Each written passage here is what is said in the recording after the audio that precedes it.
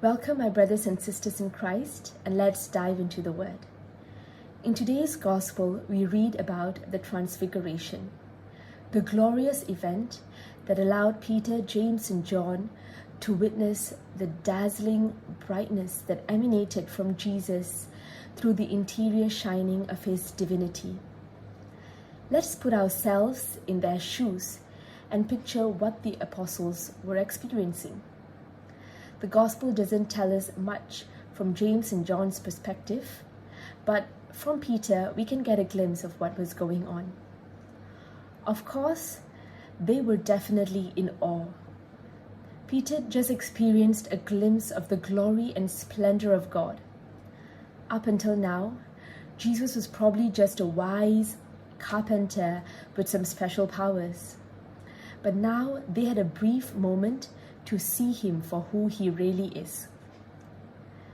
From what Peter said after that, we also know that he was not only just in awe or excited, he was also overwhelmed, that he didn't know what he was saying.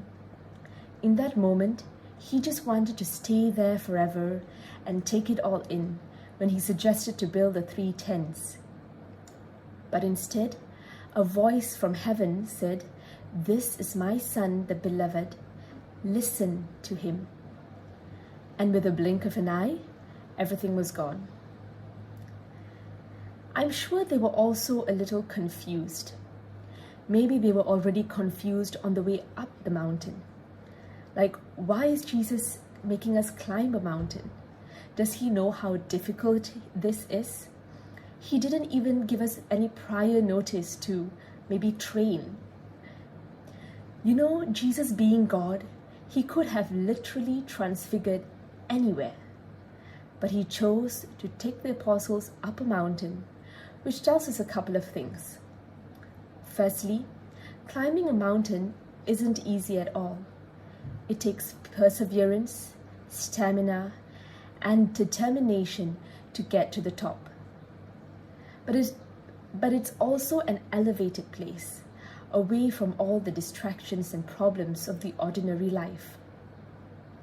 The Catechism tells us that the Transfiguration aimed at strengthening the apostles' faith in anticipation of his passion.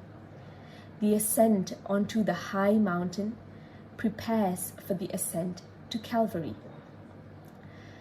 The apostles were also probably confused on the way down from the mountain. Yes, they witnessed such a magnificent event that words couldn't express. But then it ended, and they had to walk back down. And they weren't entirely sure what had happened and what Jesus was even talking about when he warned them to tell no one until after he had risen from the dead. As we enter into the season of Lent next week, I'd like to suggest a few prompts, maybe for reflection or journaling, that we could take away from today's Gospel. The first is, which mountain is God calling me to climb during this season of Lent? Is it a call to spend more time with him? Could I allocate some time in my day or week for silent prayer or adoration before the Blessed Sacrament? Or if I'm already doing that, could I add maybe another 5 or 15 minutes? Or could I just turn off the radio on my drive to work and dedicate that time to just be with him? The second question is, where in my life today is God asking me to just be silent and take it all in? Am I in a particular season right now that requires total surrender and trust that regardless of the good and bad that's happening, God's divine hand and providence will not be overshadowed?